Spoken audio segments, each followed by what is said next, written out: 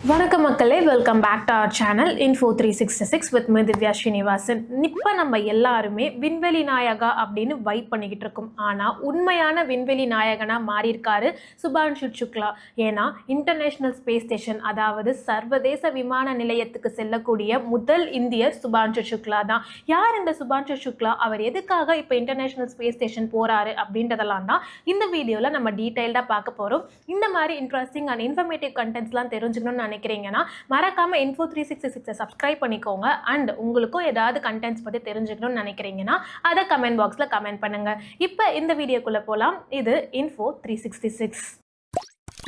சுபான்ஷு சுக்லா 1985 உத்தரப்பிரதேஷ் லக்னோவில் பிறந்தவர் தான் இவர். அது மட்டும் இல்லாமல் நம்ம தேசிய பாதுகாப்பு படை அகாடமியில் ட்ரைனிங் எடுத்து 2006 நம்ம இந்தியன் ஏர்ஃபோர்ஸில் ஜாயின் ஆகிறாரு. கிட்டத்தட்ட 2000 மணி நேரம் வானத்தில் பறந்த அனுபவமே சுபான்ஷு சுக்லாவுக்கு இருக்குது. இதை தாண்டி Sukhoi SU-30, MiG 21, MiG 29, Jaguar, Hawk, Dornier இந்த மாதிரியான போர் விமானங்களை ஓட்டின அனுபவமே சுபான்ஷு சுக்லாவுக்கு இருக்குன்னு சொல்கிறாங்க. இதை தாண்டி அவர் பார்த்தீங்கன்னா நம்ம விமானப்படை அகாடமியில் இருந்து ஸ்குவாட் ஆஃப் ஆர்னஸ் அப்படின்ற அவார்டுமே வாங்கியிருக்காரு. அடுத்து நம்ம இஸ்ரோவால் தேர்ந்தெடுக்கப்பட்டு ரஷ்யாவுக்கு 1 வருஷம் விண்வெளி வீரராக ப்ராக்டிஸ் ட்ரைனிங் எடுத்திருக்காரு. இதை தாண்டி இப்போ பார்த்தீங்கன்னா ஆசியம் 4 அப்படின்னு சொல்லக்கூடிய ஒரு திட்டத்தின் கீழே தான் சர்வதேச விமான நிலையம் செல்லக்கூடிய முதல் இந்தியர் அப்படின்ற ஒரு பெருமைக்குரிய இடத்துல இருக்காரு சுபான்ஷு சுக்லா. பூமியில இருந்து 415 கிலோமீட்டர் தூரத்தில் இருக்கக்கூடியது தான் இந்த சர்வதேச விமான நிலையம். இது அமெரிக்கா, கனடா, ஜப்பான் அந்த மாதிரி பல நாடுகள் சேர்ந்து தான் 1998 உருவாக்கப்பட்டது. இந்த இன்டர்நேஷனல் ஸ்பேஸ் ஸ்டேஷன்ல இப்போ வரைக்கும் 270 ஸ்பேஸ் ரிசர்ச்சர்ஸ் பல நாடுகள்ல இருந்து போயிருக்காங்க. ஆனா ஒரு தடவை கூட ஒரு இந்தியன் இந்த ஒரு சர்வதேச விமான நிலையத்துக்கு செல்லல அப்படின்னு சொல்லலாம். ஆனா நீங்க கேட்கலாம், சுனிதா வில்லியம்ஸ், கல்பனா சாவ்லாலாம் போயிருக்காங்களே, அவங்களும் இந்தியன் தானே அப்படின்னு. அவங்க இந்திய வம்சாவளியை சார்ந்தவங்க தான், ஆனா இந்தியன் கிடையாது.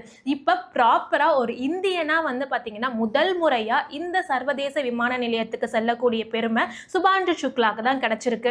இது மட்டும் இல்லாம 2வது முறையா ஸ்பேஸுக்கு போகக்கூடிய இந்தியன் அப்படின்ற பெருமையுமே சுக்லா கிட்ட தான் இருக்கு. கிட்டத்தட்ட 40 வருஷத்துக்கு முன்னாடி 1984 ராகேஷ் சர்மா ஃபர்ஸ்ட் டைம் ஒரு இந்தியனா ஸ்பேஸ்க்கு போயிருந்தாரு.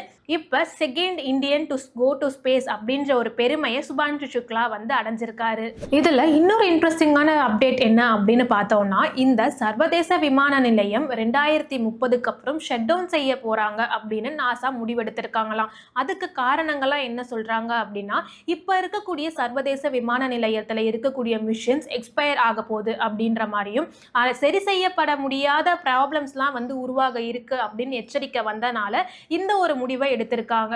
ஸோ அந்த ஒரு இன்டர்நேஷனல் ஸ்பேஸ் ஸ்டேஷனுக்கு பதிலாக XCM அப்படின்ற ஒரு ஸ்பேஸ் கம்பெனி கூட சேர்ந்து தான் புதுசாக ஒரு இன்டர்நேஷனல் ஸ்பேஸ் ஸ்டேஷனை கட்ட இருக்காங்க. அதுக்கான பணிகளாக தான் XCM 1, 2, 3, 4 அப்படின்னு பல கட்டங்களாக ஸ்பேஸ் ரிசர்ச்சர்ஸை அனுப்பி இதுக்கான வேலைகளையும் ரிசர்ச்சர்ஸையுமே தொடங்கியிருக்காங்க. அப்படி XCM 4 திட்டத்தின் கீழே தான் 4 பேர் போக இருக்காங்க. அதில் பைலட்டாக ஒரு இந்தியனா போகக்கூடியது நம்ம சுபான்ஷு சுக்லா. அடுத்து அமெரிக்கால இருந்து பெக்கி விட்டர்சன் அவர் கமாண்டரா போக இருக்காங்க. ப்ராஜெக்ட் ஸ்பெஷலிஸ்டா போலாண்ட்ல இருந்து ஸ்க்லாவேஷ் உசன்ஸ்கி அவரும் அண்ட் ஹங்கேரியை சேர்ந்த டிபோர் கபூருமே பாத்தீங்கன்னா ப்ராஜெக்ட் ஸ்பெஷலிஸ்டா போக இருக்காங்க. இவங்க எல்லாருமே கிட்டத்தட்ட 28 மணி நேரம் டிராவலை கடந்து வெட்னஸ்டே இரவு 10 மணிக்கு பாத்தீங்கன்னா இந்த சர்வதேச விமான நிலையத்தை ரீச் பண்ணுவாங்க அப்படின்னும், இந்த ஒரு ரிசர்ச் காலம் அப்படின்றது 14 நாட்கள் இருக்க போகுது அப்படின்னு சொல்லியிருக்காங்க.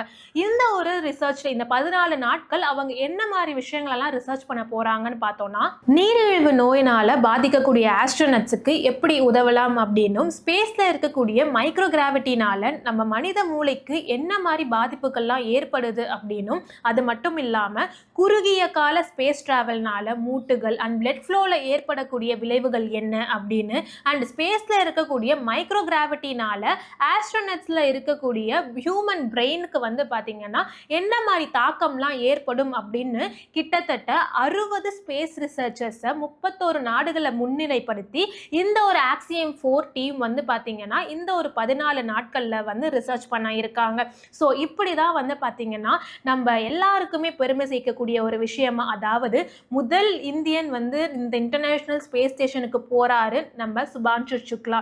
இந்த மாதிரி அற்புதமான ரிசர்ச்சர்ஸையுமே அவங்க வந்து அங்க மேற்கோள் காட்ட இருக்காங்க. இந்த மாதிரி ரிசர்ச்சர்ஸ் மூலியமா இந்தியாவுக்குமே வந்து பல ப்ராஃபிட்ஸ் இருக்கு அண்ட் பெனிஃபிட்ஸ் இருக்கு அப்படின்னு சொல்றாங்க. நீங்க சுபான்ஷு சுக்லாக்கு விஷஸ் சொல்லுங்க நம்மளோட கமெண்ட் பாக்ஸ்ல. இந்த மாதிரி இன்ட்ரெஸ்டிங் அண்ட் இன்ஃபர்மேட்டிவ் ஃபேக்ட்ஸ்லாம் தெரிஞ்சுக்கிறதுக்கு Info366 சப்ஸ்கிரைப் பண்ணிக்கோங்க. நான் உங்களை அடுத்த வீடியோல வந்து மீட் பண்றேன். Until then is bye from Divya.